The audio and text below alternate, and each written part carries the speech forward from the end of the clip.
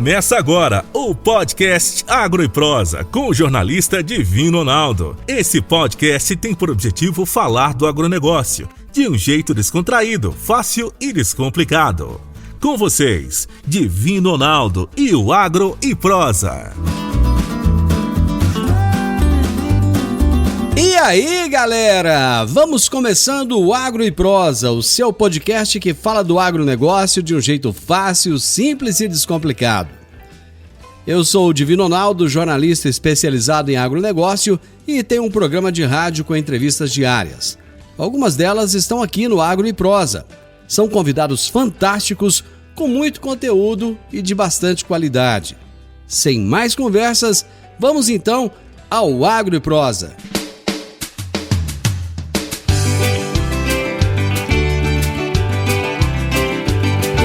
O meu entrevistado de hoje é o Eduardo Barros, coordenador de desenvolvimento de mercado da Caraíba Genética. O tema da nossa entrevista será sustentabilidade no agronegócio. Antes de falar com o Eduardo, deixa eu trazer aqui, de acordo com a Wikipedia, o conceito de sustentabilidade.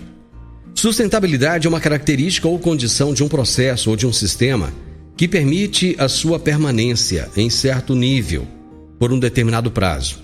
Ultimamente, esse conceito tornou-se um princípio segundo o qual o uso dos recursos naturais para a satisfação das necessidades presentes não pode comprometer a satisfação das necessidades das gerações futuras.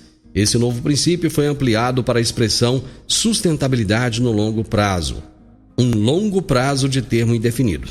A sustentabilidade também pode ser definida como a capacidade de o ser humano interagir com o mundo, preservando o meio ambiente para não comprometer os recursos naturais das gerações futuras. O conceito de sustentabilidade é complexo, pois atende a um conjunto de variáveis interdependentes, mas podemos dizer que deve ter a capacidade de integrar as questões sociais, energéticas, econômicas e ambientais. Então hoje nós vamos falar sobre sustentabilidade. Eduardo, boa tarde, é um prazer receber você aqui no programa para falar de um assunto da mais alta importância, de relevância mesmo, e que tem sido tema de discussões no Brasil e no exterior. Bem-vindo. Boa tarde, Divino Ronaldo. É um prazer também estar aqui no seu programa. Agradeço pelo convite.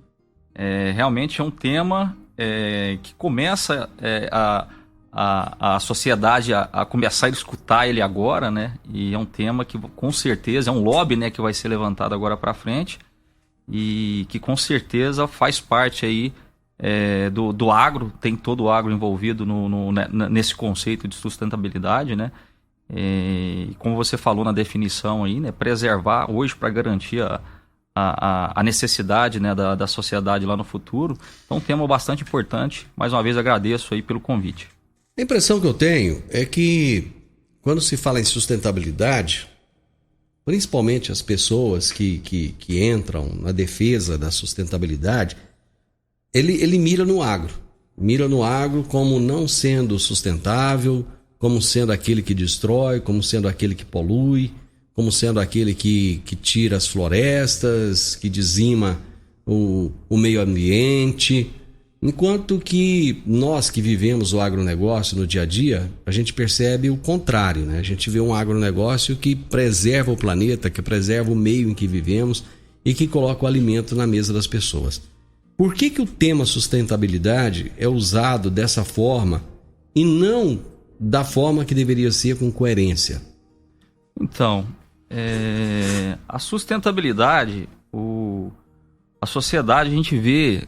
a gente sente que a sociedade muitas das vezes é mal informada em relação ao que ocorre no campo, E principalmente o Brasil, que é um país produtor de alimentos, já está sendo reconhecido, por isso essa pressão mundial em cima do Brasil em alguns setores, principalmente na preservação da floresta amazônica, onde o agricultor acaba sendo o grande penalizado, o culpado por isso, Então a gente acha que muitas das vezes a informação, desconhecimento da própria sociedade, principalmente a brasileira, cujo Brasil é hoje visto como um dos principais produtores de alimento do mundo. Então, assim, eu acho que tem que ter uma conscientização, tanto governamental, de outros setores, para mostrar a realidade do agro aqui para o próprio brasileiro, para ajudar em defesa também do setor agro. A gente vê a pressão de alguns blocos econômicos, né, em cima do Brasil. Eles sabem da importância que vai ter o Brasil para o futuro, né, na produção de alimentos, é o potencial de crescimento que a gente tem, mas não mostra a realidade também. E a sociedade brasileira também não ajuda a defender, do meu ponto de vista. Então, eu acho que está faltando muita comunicação para mostrar de fato o que está ocorrendo no agro, né? Então, ninguém percebe, né, os investimentos que estão sendo feitos, a evolução que está sendo feita nesse momento no agro, os ganhos de produtividade, a vontade do produtor em produzir mais, em melhorar a economia. O retrato que a gente tem esse ano aí do 2020, né? Se não fosse o agro no Brasil, a gente de repente não estaria numa situação econômica, assim, pelo menos não tão ruim como era prevista lá atrás. Então, acho que falta muita comunicação aí e digamos assim, imposição mais do governo também, mostrar isso para o mundo também.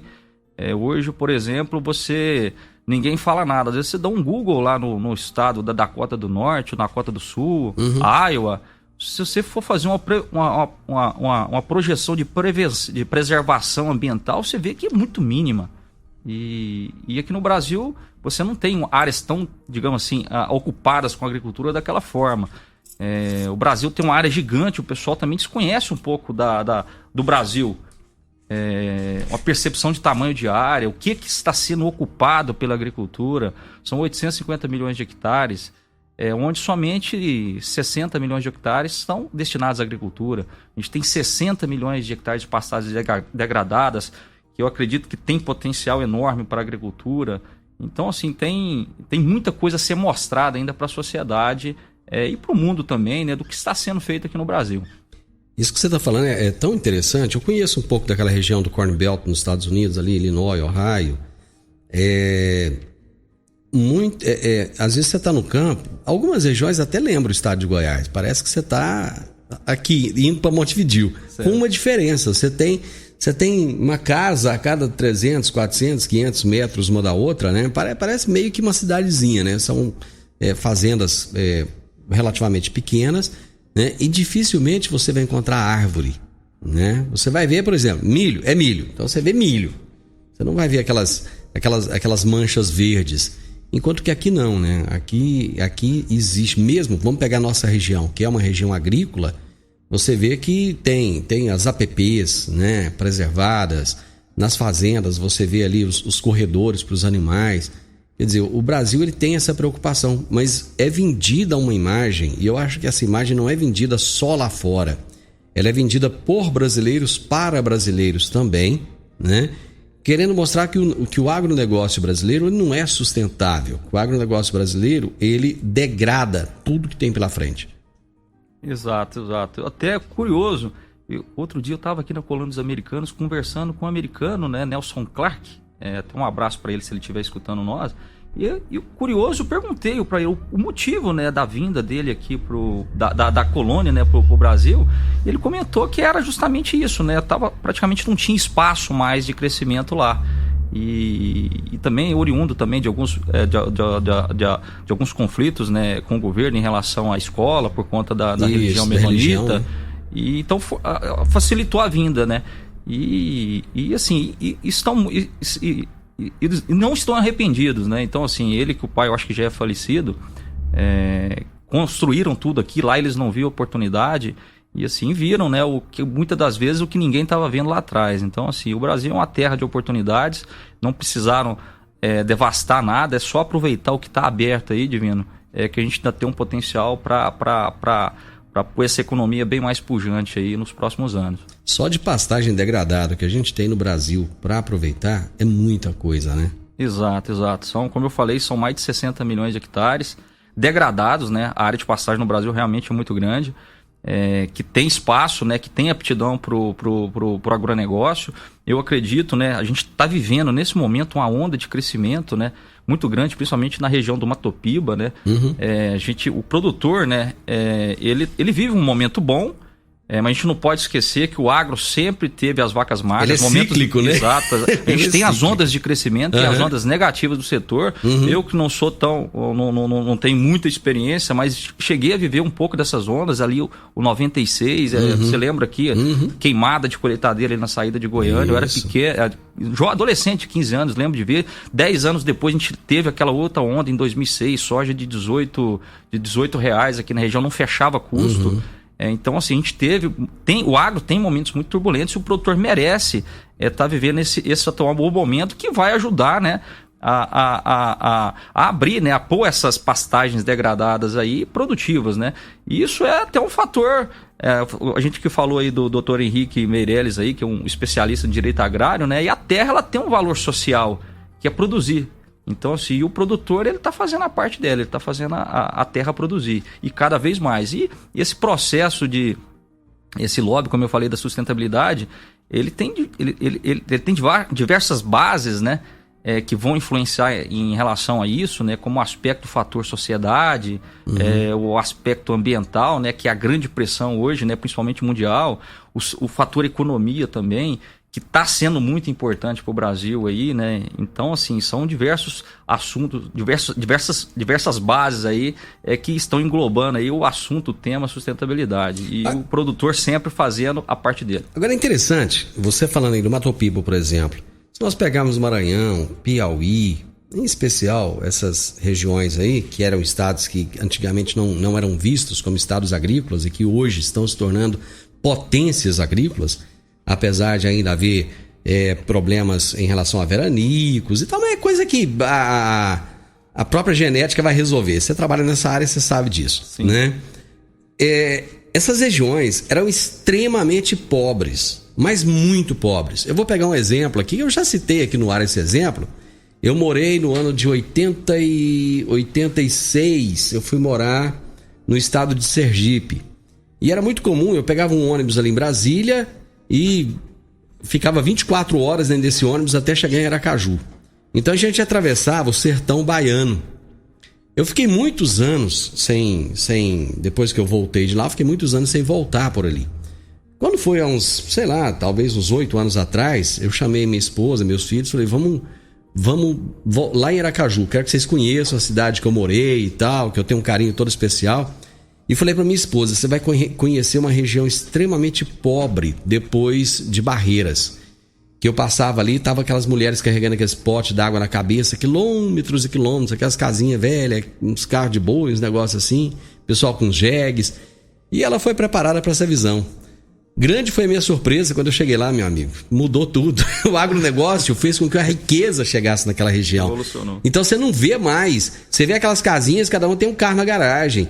Tem uma parabólica, ou seja, o progresso chegou naquela região. O agronegócio, onde ele chega, a mesma transformação que ele fez em Rio Verde, que ele fez em Montevidéu, aqui próximo de nós, ele está fazendo fez na Bahia, está fazendo no Tocantins, está fazendo no Piauí, está fazendo no Maranhão, não é isso? Ou seja, fazendo com que as vidas das pessoas sejam melhores. Exatamente, é bem isso mesmo. Eu acho que a visão é muito voltada, né, como a gente falou, é muito voltada para o litoral do Brasil, né, esquece do interior. Eu não vivi uma transição dessa, mas andando no Mato Grosso, né, por conta da empresa da qual a gente trabalha, é possível ver até o Mato Grosso, que tem cresceu muito no agro nos últimos anos, principalmente o Médio Norte, o Parecis, assim, logicamente desbravado pela cultura sulista, né? Que o gaúcho, que é o grande desbravador do negócio. Ele é o bandeirante de hoje. Exatamente, bem relacionado aí. E como é impressionante o valor que eles dão na cultura, e eles retrataram isso, às vezes você chega nas distribuições, eles retratam isso em fotos, de como era há 40 anos atrás, 50 anos atrás. Aí você começa a ter uma noção do que eles enfrentaram para poder deixar aquilo produtivo como está hoje. Então e hoje você chega lá, você vê uma cidade como Lucas do Rio Verde, Sorriso, Sinop crescendo cada vez mais, uma cidade que nem Lucas, Nova Mutum, que é um modelo exemplar a ser copiado, né? Então, assim, é um pouco disso daí que você falou. Não viveu o momento lá atrás, mas lá está retratado. Qualquer lugar que você chega, ou seja,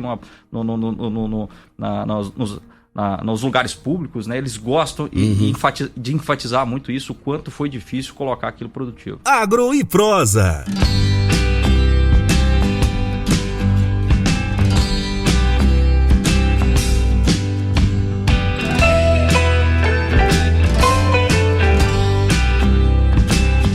O que é coordenador de desenvolvimento de mercado? Então, Divino, confere a nós, né, digamos assim, uma parte estratégica da empresa, né, que é desenvolver o produto, né, na ponta, né, lá para o produtor, levar as ideias, né, que a empresa tem de inovação, o conceito do aumento de produtividade, que é justamente das bases um dos pilares da sustentabilidade no agro, é o aumento de produtividade. E para isso a gente precisa ter um conhecimento muito amplo, né, da região que a gente atua, né? Embora a empresa esteja baseada, né, como o polo de produção aqui e um polo de genética aqui, a gente atua numa área, a gente tem uma capilaridade muito grande, atua num espaço territorial muito grande, que é o Mato Grosso, o MS, Goiás, Minas Gerais. Estamos atuando no Matopiba também, num modelo diferente de negócio, via licenciamento. A Caraíba hoje licencia produto, né, para multiplicadores, né, para acessar outras regiões. Então, assim, e por trás disso tem todo um plano estratégico de enxergar tendências, né, para o futuro, que o mercado, qual que é a dor do produtor, o que ele está precisando, né? O que eu tenho para poder atender a dor do produtor da melhor forma possível. Escolher, ser estratégico na escolha do meu produto, de fato gerar demanda na ponta junto ao produtor, logicamente agregando sempre produtividade. Você é engenheiro agrônomo? Sou engenheiro agrônomo, formado aqui em Rio Verde, prata da casa, como você diz. Rapaz. Na FESUR, formei em 2004. Já são, o tempo voa aí, já são 16 quase anos. Mais de 16 anos, quase 17 anos de formado. A família toda daqui. Mas você terminou, você era novinho, né? Você tem uma cara de jovenzinho. Exato. Eu me formei com 22 anos. Acho que foi meio que uma sina trabalhar com sementes, né? Tinha alguns colegas, né, de faculdade, né? A gente tinha um projeto lá no início de trabalhar com consultoria, mas logo eu caí no segmento de semente. Passei por 2 sementeiros aqui da região. Então, um abraço lá pro Zé Eulálio Brandão Filho. Gente boa, viu? E por outro sementeiro aqui também da região. E passei também no mercado de distribuição como consultor de vendas. E logo em seguida caí novamente no segmento de semente, né? Do qual eu já estou há 10 anos aí, desde o início aí do projeto do desenvolvimento da Caraíba, né? Já tem 10 anos? Na verdade, o desenvolvimento comercial. Porque a Caraíba já tem mais tempo, Divino. A empresa já tem 23 anos já focando já em pesquisa, né? Eu não tinha noção disso. Nos 2 braços, né?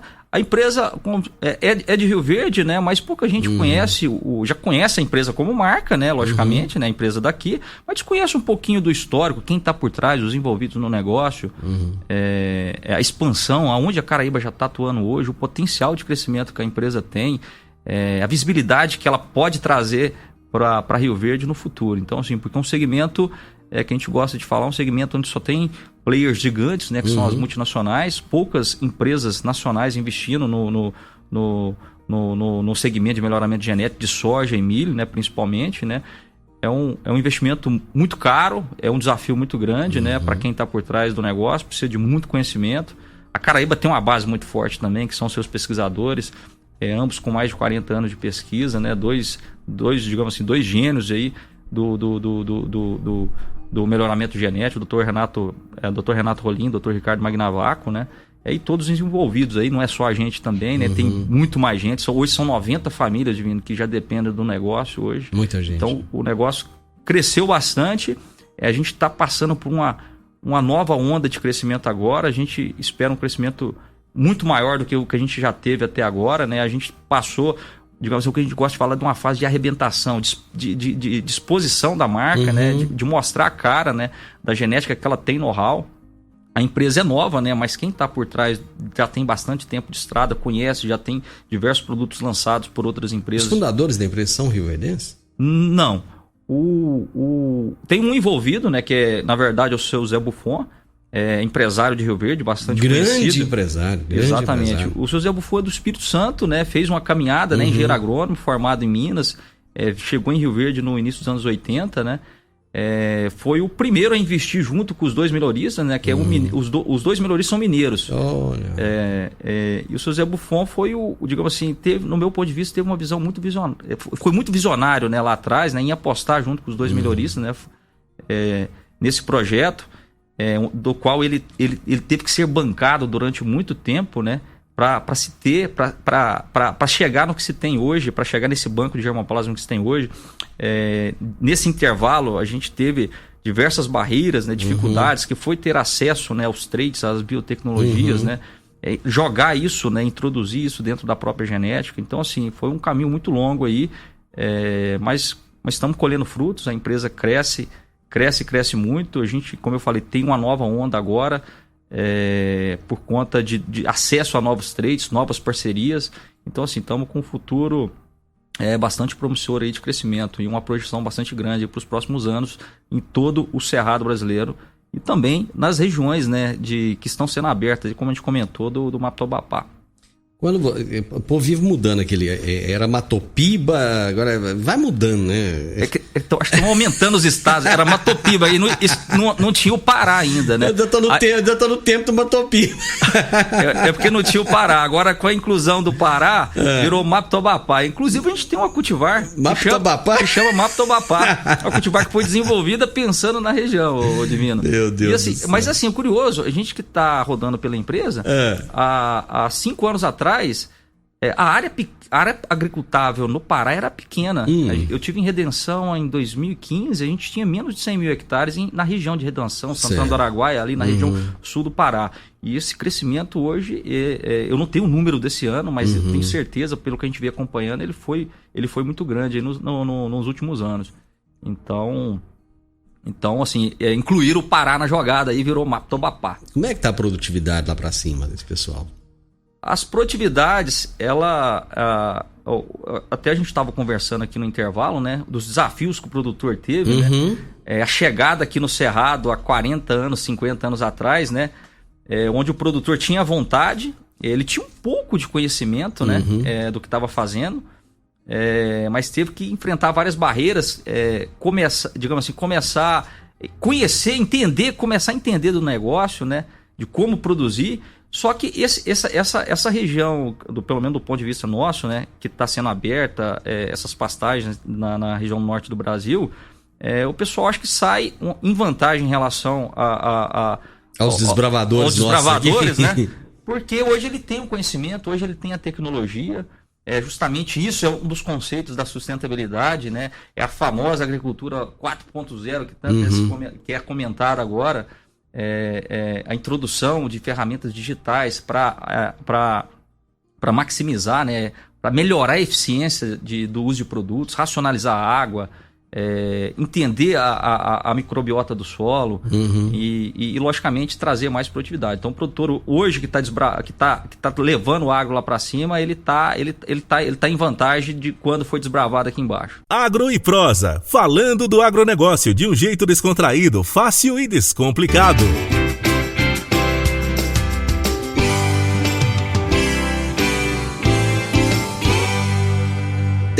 O que vai acontecer com você que trabalha na área da genética? Muita coisa está mudando e rápido demais na conta. Quais são os próximos passos da genética no agro daqui para frente?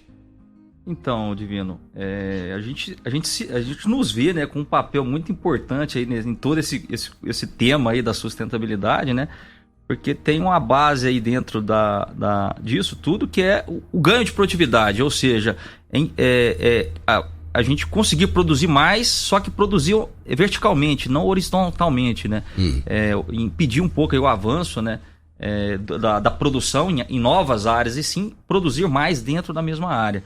E isso é papel, logicamente, de vários stakeholders envolvidos no negócio, né? Mas é papel muito importante aí para a genética, né? Porque traz a responsabilidade, puxa a responsabilidade para nós, né? De trazer materiais melhores adaptados, cujo é o foco da Caraíba hoje, né? Materiais mais precoces, por exemplo, a gente viu a Embrapa lançando o ano passado um cultivar de feijão com excelentes resultados de 65 dias. Ou seja, 30% o ciclo menor. Olha o que isso não gera, né? Isso mantendo produtividade, o que não gera de oportunidade de uma outra safra dentro do ano, por exemplo, dentro do sistema irrigado. Então, a produção de cultivares, o desenvolvimento de cultivares, né? Melhor adaptados para as regiões que a gente estava comentando aqui, né, que é o Mato Tobapá, o Piauí, o Maranhão, outras regiões do Nordeste também, que a gente sabe que tem uma instabilidade climática muito grande, e tudo isso é papel da genética. O acesso à biotecnologia, né, é outra ponta também da sustentabilidade, que vai ajudar muito, né, que está incrementando já há bastante tempo, né, facilitando o ganho de produtividade. Hoje a Caraíba tem acesso aos principais traits do mercado em relação à biotecnologia, e com certeza estamos trazendo, e o foco sempre será em trazer mais produtividade, mais rentabilidade para o setor agro. As pessoas, quando você fala em genética, as pessoas têm medo, né? Tem medo das modificações que podem acontecer, o que isso vai trazer lá na frente, né? A pessoa começa a nascer com 2 cabeças, essas coisas, né? Exato. É muita falta de informação, né? Exato. Levanta-se esse lobby, já tentaram levantar ele já há alguns anos em relação ao transgênico, mas nada fica provado ainda, né? Acredito eu que o transgênico vai ser a transgenia, né, vai ser fator fundamental aí, né, para esse futuro sustentável aí. É nítido os ganhos que a gente teve, né, depois disso, né? Ela vai ajudar a eliminar, por exemplo, diminuir, né, a aplicação de defensivos agrícolas. Imagina, será que a população sabe o quanto de inseticida, né, diminuiu-se nas aplicações nas culturas de soja, por exemplo, depois da transgenia e pró? Não sabe. Não sabe, tenho certeza também que não sabe. Então, assim, tem o lado, como a gente falou, que é oculto, né, que é negro para a sociedade, onde ela desconhece. Então, assim, precisa se mostrar mais a cara do agro, né? E tem diversas coisas que irão acontecer, que a sociedade ela vai passar a escutar agora para frente, nesse lobby da sustentabilidade aí. Vai ser uma geração de oportunidades infinitas, onde a gente terá, né, que passar por um processo de adequação, né, onde as empresas terão que fazer investimentos pensando a longo prazo, mas vai ocorrer, né, vai surgir como se novos mercados, né, a demanda da sociedade ela muda, né, o conceito ali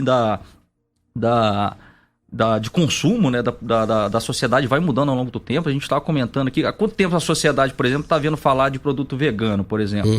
Os orgânicos, né, ganhando cada vez mais força, né? Então tem muita envolvida aí dentro do negócio. Muita coisa que vai acontecer no futuro. E, por exemplo, na ótica da Caraíba, como é que fica a sustentabilidade? Então, a base que a gente vê hoje é o ganho de produtividade, né? Trazendo cultivares mais precoces, mais estáveis, com tecnologias, justamente para isso daí, né, que a gente comentou, né? Para facilitar, né, diminuir o uso de pesticidas a campo. Tem o lado da indústria também, a preocupação da indústria, né? Em relação, por exemplo, à energia, né? E também vai ser um lobby que a sociedade vai passar a escutar daqui para frente, que é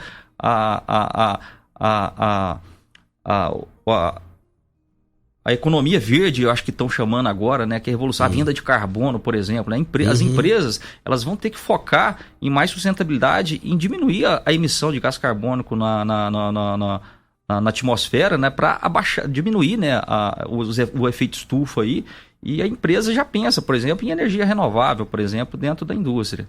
Então são diversos caminhos aí, não é só a genética, né, a questão de logística, plataformas digitais para facilitar, né, levar a tecnologia para o produtor, melhorar o relacionamento, como a gente já tem uma plataforma hoje, que é o CRM, que melhora o relacionamento junto com o produtor para levar mais informação para o produtor de como ele pode produzir mais, racionalizando mais água, racionalizando mais, preservando mais o meio ambiente.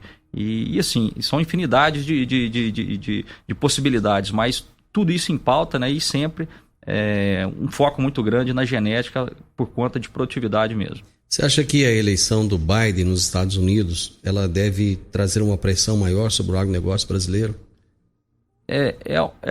A política é uma coisa muito estável no mundo, né, na verdade, né? Às vezes um líder mundial, como um presidente dos Estados Unidos, uma palavra, ela muda toda a rotina mundial do mundo. Então, assim, eu fico com receio também, né, de que isso possa acontecer, mas, por outro lado, né, a gente vê uma Ásia que detém 60% da população mundial crescendo e se desenvolvendo, e com a projeção, mudando seus hábitos de consumo, né, com a projeção de crescimento a curto prazo muito grande. Então, assim, isso me despreocupa um pouco, né, porque a gente sabe que a produção de alimentos, a demanda de alimentos no mundo vai crescer bastante. Então, assim, mas a curto prazo eu temo que isso possa ter alguma relevância aqui para o Brasil, né, em relação ao setor agro, né?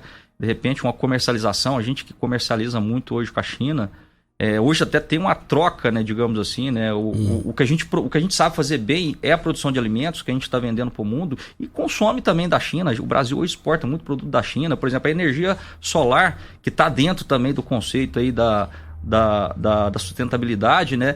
Ela é possível hoje, ela tá ficando viável hoje no Brasil, seja para o setor agro, ou pela indústria, ou pela sociedade, por conta dessa globalização, desse comércio tudo mundial. Tudo é made in China. Made in China. Exatamente. Então, assim, eu vejo a médio e longo prazo aí, o Brasil muito forte no agro, temos, assim, de repente, com uma mudança a curto prazo aí por conta das eleições americanas aí, mas, assim, a demanda por alimento é muito grande. Eu acho que torcer aí para que o presidente tenha iniciativas em relação, por exemplo, à energia, acho que no mês de agosto, agora setembro, né? Eu acho que zeraram as taxas, aí, os impostos de importações sobre produtos para gerar energia solar. Então, iniciativas. Eu acho que, assim, a política brasileira ela tem muito a evoluir. Como se nós temos a mesma idade dos Estados Unidos, né? Mas não tem toda a bagagem social, né? Cultural que eles têm. Mas o background é diferente, né? Brasil, quem veio para cá não foram os ingleses, né? Exatamente. Ficamos aqui falando português sozinho junto com o Portugal, né? Nós aqui falando português. Acabou nosso tempo. Eduardo, a gente tem assunto aqui para prosear o programa do Jean inteiro, viu? Até as 4 horas da tarde. Exatamente. Tem muita pauta aí que a gente poderia estar conversando. Mas o bom disso aqui é que a gente pode fatiar os assuntos e trazendo outras vezes você aqui para poder conversar mais. Bacana. Será um prazer. Eduardo, obrigado, cara. Foi, assim, eu acho que foi sensacional. São esses insights que vocês vão trazendo aqui todos os dias, que vão abrindo os olhos das pessoas em relação ao agronegócio e mostrando o quanto o agronegócio é lindo e o quanto nós somos bons nisso. Acho que o Brasil tem que parar. Eu vivi aquela época em que o Brasil achava que tudo nosso era ruim. Tudo de fora era bom, tudo nosso era ruim. Exato. Ninguém é tão bom no mundo quanto o agronegócio brasileiro, quanto o produtor rural brasileiro. Vamos ter orgulho disso. Vamos hastear a bandeira do Brasil por tudo quanto é canto, cantar o nosso hino nacional, colocar a mão no peito, chorar na hora do hino. A gente tem que aprender a fazer isso. Meu amigo, grande abraço, obrigado pela sua presença aqui. Obrigado, Vinaldo, fico à disposição. Você ouviu o podcast Agro e Prosa. Se gostou, compartilhe, recomende e nos siga nas diferentes plataformas de podcast.